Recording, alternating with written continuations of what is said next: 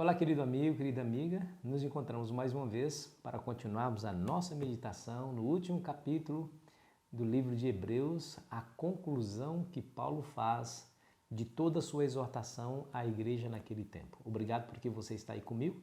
Vamos juntos nessa jornada, assim, compartilhando esse vídeo com seus amigos, aí nós pregamos o Evangelho. A palavra de Deus entra no coração da pessoa e é somente a palavra de Deus que tem poder para transformar. O pregador aqui é somente instrumento, não importa nada. O importante é a palavra do Senhor, tá bom? Cuidando do povo de Deus. Bom, a comunidade cristã deveria ser uma comunidade diferente. Naquela época as pessoas se odiavam, elas falavam mal umas das outras, elas se negligenciavam, cada um pensava no seu próprio bem-estar. Mas na igreja de Deus era diferente. Quero dizer para você que como a igreja naquele tempo era uma igreja perseguida, ela era uma igreja peregrina. Então ela estava aqui, vinha a perseguição, tinha que mudar, ir para outra cidade, a perseguição os alcançava também nessa outra cidade, elas mudavam em outro lugar. E o apóstolo Paulo tem uma palavra muito forte, muito prática, uma exortação muito importante para a igreja peregrina daquele tempo. Veja aí o versículo 1 e 2 do capítulo 13 de Hebreus. Seja constante o amor fraternal, não negligencieis a hospitalidade, pois alguns, praticando-a sem o saber, acolheram anjos. Você viu a importância aqui dessas palavras para uma igreja que estava sempre em constante mudança. Estava ora numa cidade, ora em outra. A hospitalidade seria muito bem-vinda, mas não somente, segundo o apóstolo, mas não somente dos membros da igreja. É um erro nosso achar que o amor, o princípio do amor ensinado por Jesus nas Escrituras, deva ser vivido somente na comunidade de crentes. Não, isso é um erro muito forte. Deus, ele deseja que nós manifestemos esse amor a todas as pessoas que encontrássemos. Veja que aqueles que receberam estranhos na sua casa, sem o saber, acolheram anjos. Olha que interessante. Bom, essa questão da hospitalidade é uma exortação muito forte na carta de Paulo.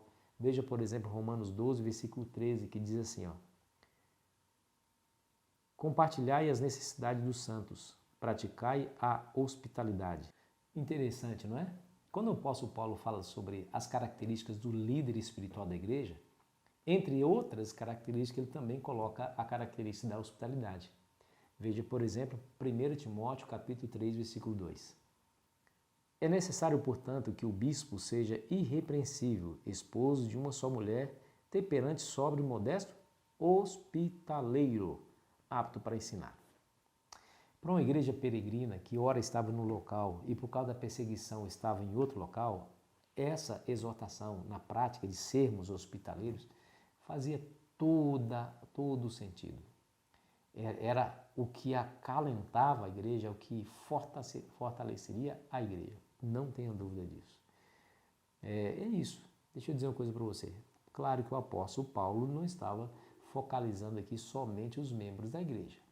Pelo contrário, os princípios do amor que nós aprendemos no Evangelho precisam ser vividos dentro da igreja e principalmente fora dela.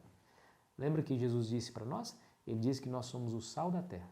Eu pergunto, qual que é a função do sal se não está dentro da comida para temperá-la? É assim, a igreja que não está na comunidade, a igreja que não influencia positivamente a comunidade, é uma igreja que perdeu a sua função e a sua razão de existência. A oração de Jesus lá em João 17, ela é bem clara quando ela diz assim: Senhor, não peço que os tire do mundo, mas que os livre do mal. Estaremos aqui nesse mundo. Enquanto aqui estivermos, nós precisamos exercer o amor na prática, como o Senhor Jesus nos ensinou. É claro que o amor vivido na igreja, ela é importante porque é um testemunho poderoso que o mundo não poderia contradizer. Por exemplo, quando os encarcerados recebiam apoio não somente nas orações, mas também apoio material e emocional, as pessoas se sensibilizavam com aquele cuidado, com aquele carinho. Sabe, nós precisamos aprender isso definitivamente. Ninguém pode sofrer sozinho na nossa igreja. A igreja é chamada para ser uma família, um lar, onde todos que são irmãos compartilham tanto da alegria como da tristeza.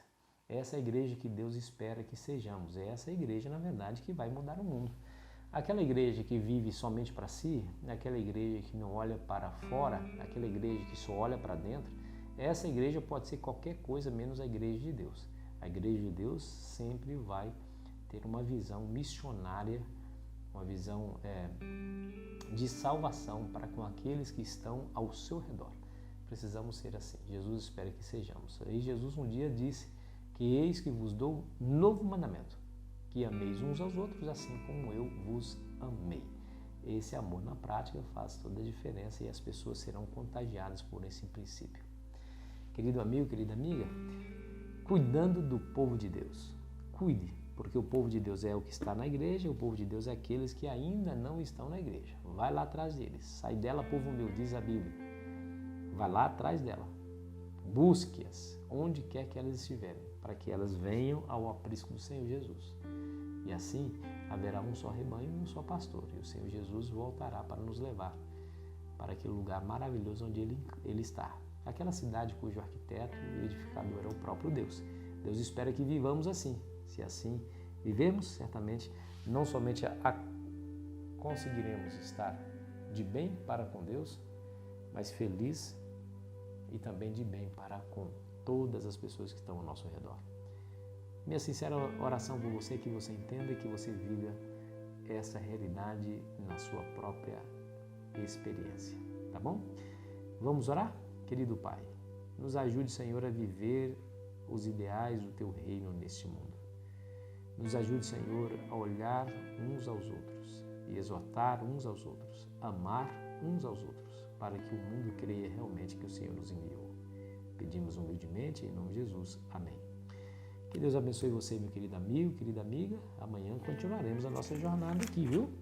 Avareza e imoralidade sexual. Vamos juntos entrar nessa exortação que o apóstolo Paulo deixou escrito aqui para nós.